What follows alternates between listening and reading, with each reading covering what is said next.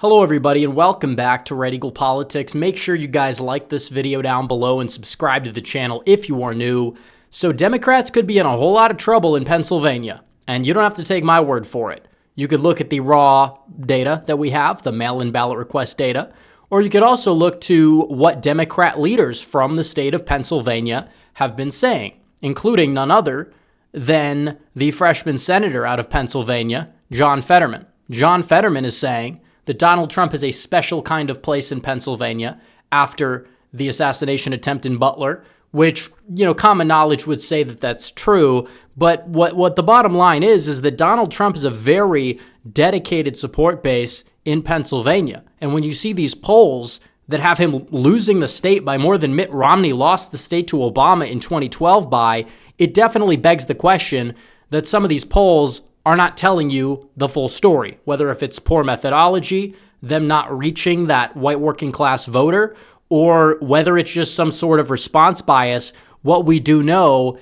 is that the polls are not telling the full story. And some polls obviously have Trump winning Pennsylvania, like Emerson. I think Marist has it as a tie. Washington Post has it as a tie. But you have the mainstream media narrative. Oh, Kamala Harris, she's doing really well in the Rust Belt. But then you also have what her campaign is doing. And they're putting a lot of time and energy in states like North Carolina, which, by the way, the mail-in request data there is even worse. A state like Georgia, where the same thing is happening, instead of Pennsylvania, because they know they're likely going to be screwed there. And we're going to talk about all this and more, but I have to tell you guys about shop.redeaglepolitics.com, my merch store, because the 2024 election is around the corner. We're about 45 days away from election night. And the 2024 election drop is now here. You can get your new merchandise we have here. We have the old designs. We have the America First design, the Red Eagle Politics design for sure. But also, on top of that, we have the Trump iconic black mug. We got the Make Cats Safe Again merch. And this is my favorite mug, by the way. You have Donald Trump on the front with the bullet design. You also have the inspirational quote on the back. And you guys, for a limited time, you can buy one, get one 20% off all t-shirts, tank tops, and mugs for a limited time. Make sure you guys check it out, shop.redeaglepolitics.com. The link is in the description and the pinned comment down below. So Democrats in Pennsylvania, you're talking about a massive shift in the mail-in ballot requests because they banked a lot of votes in 2020, and they're not doing it now. And you could say, well, Rep, we were in a pandemic back then. We're not in a pandemic now, so that's not necessarily bad news for Democrats, and that's technically true. But also, Republicans, if you look at 2022, Democrats did not bank as many votes, but Republicans banked less than they did in 2020 as a percentage of those mail-in votes. Now they're banking more, and you should have much higher turnout than 2022. So the fact that the mail-in ballot request data is not much different, despite there not really being any, restrictions in place or a pandemic in 2022, at a minimum, it's a warning sign for Democrats because now they have to focus their energy on getting people out to the polls. And are they going to be able to do that as efficiently as, getting people during COVID a mail-in ballot where it was a lot easier when they had the laws basically changed in their favor to make it easier for them to do so?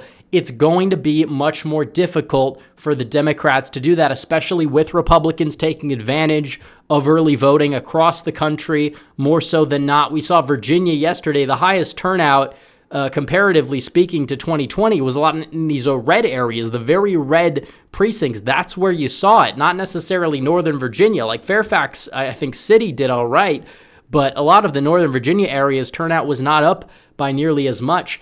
So you see that if there was this surge for Kamala, and she was really, outrunning 2012 Obama in Pennsylvania, you would see it in the raw data, and you're not seeing any evidence of it. That's the problem. And John Fetterman, of all people, is saying that he's skeptical Harris is up. And he's saying, oh, Hillary was up by 7 and she collapsed on election day. Now, Kamala Harris and RCP is up 1 in Pennsylvania. If you want to go all the way back to 2016, Hillary at this point was up by, I believe, over 5 points. Joe Biden was up by like 6-7 points. That's an error of 5 points. And they'll say, well, the polls are fixed because 2022, the polls were right for the wrong reasons in 2022. They don't understand it. You did not have a full turnout electorate. You cannot compare them. It's like comparing apples to oranges. You can't exactly do a one-to-one comparison. Donald Trump was not on the ballot. Joe Biden or Kamala Harris, they were not on the ballot either. And Democrats are now the higher propensity party. That was not the case in 2014 or 2010. Now it's a very, very different ballgame that we have in this country. And you see what's going on. Democrat leadership, they're aware that this is a problem. They're aware it's a problem because you look at this, and it's not just that the mail-in requests are down, which, by the way, everybody concerned about, oh, what if shenanigans happen here and there? It's much less likely to happen. I see so many people, and it angers me because these people get involved in this, demoralization campaign. That's what the left wants. The left wants you to believe that the system is going to be, skewed in one way, so you don't vote. You have to vote, and you have to get everybody you know to vote. It's a dangerous mindset to have. It really is, regardless of what's happening. Anything that might go on, we have to beat it. And it's going to be a lot easier to beat it when the Democrats' lead in these mail-in requests in North Carolina is going down from 31% to 13.5%.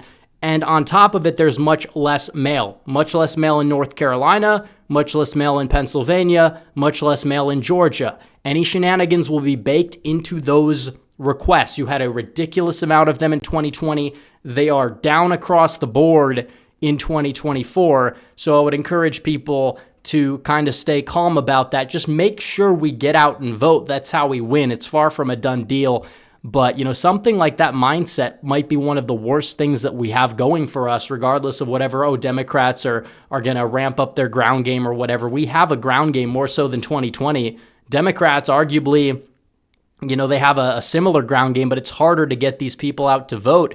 Even the 2022 midterms had lower turnout overall than the 2018 midterms. How would you exactly have that, if the ground game is just so good for the Democrats and they did really well in 2018, but they didn't do that well in 2022? I'm not saying they don't have a ground game. I'm just saying we can easily beat it, especially because Donald Trump is like this one-man ground game, and you see this across the board. And you could say, well, Democrats are going to come out on Election Day.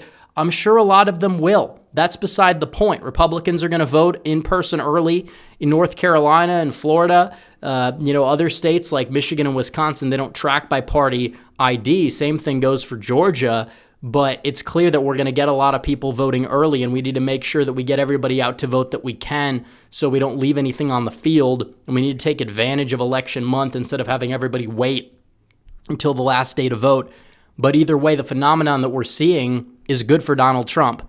And in terms of Pennsylvania, because this is a state that Kamala Harris, her campaign is not that confident in. That's why they're trying to, hammer North Carolina, the blue North Carolina meme. They're hammering it into oblivion. Is it even possible? I'm not entirely sure it is, because Harris is not doing all that well energizing black voters. And when you look at the mail-in requests, you're going to get a whiter electorate possibly than 2022. And of course, these things change. We don't know how the in-person early vote's going to go. I'm going to keep you guys updated when we get situated there. But Donald Trump winning Pennsylvania, all he needs to do is do a couple points better with white working class voters than the state's his. And you might say he might do a couple points worse with white college educated voters, but there's less of them. There's less of them overall. And even, a modest increase with black voters, for example, just like 1% there, a modest increase with Hispanic voters. You see just across the board, black turnout might go down a percent or two. That's enough to give Trump the state. And do people really think Kamala Harris is going to do better with white working class voters in Pennsylvania than quote unquote Scranton Joe? The only way she does is if we don't get our voters out, because the lower propensity party, that's us. These voters come out in presidential years more so than not, which is good news for Donald Trump regardless. But we need these people to vote at the highest rates possible so Donald Trump can win. Because if he wins Pennsylvania, he probably at that point is going to get North Carolina, and he probably is going to get Georgia at that point. Obviously, Harris could be close in those two states. I still think he's going to get North Carolina, but even if he loses Georgia, he could pick up the combination of Arizona and Nevada, which looks promising. Also, Wisconsin looks promising for Trump, especially if he gets Pennsylvania. But what it would do is it would box Kamala Harris essentially out of 270. And if she can't win Pennsylvania, her path's going to be a lot difficult, especially because even though Michigan is bluer, like you can't just rely on like Michigan, North Carolina, and Georgia as a Democrat to win in this day and age. I don't even know if that would guarantee her the amount of electoral votes she would need to win, especially if Trump gets Pennsylvania. That would essentially put him at, 238? Then he can get Wisconsin, that's 248. And then you could give him Nevada, Arizona. He could go from there. It's close regardless. It's close, but the Harris pathway is a difficult pathway for her.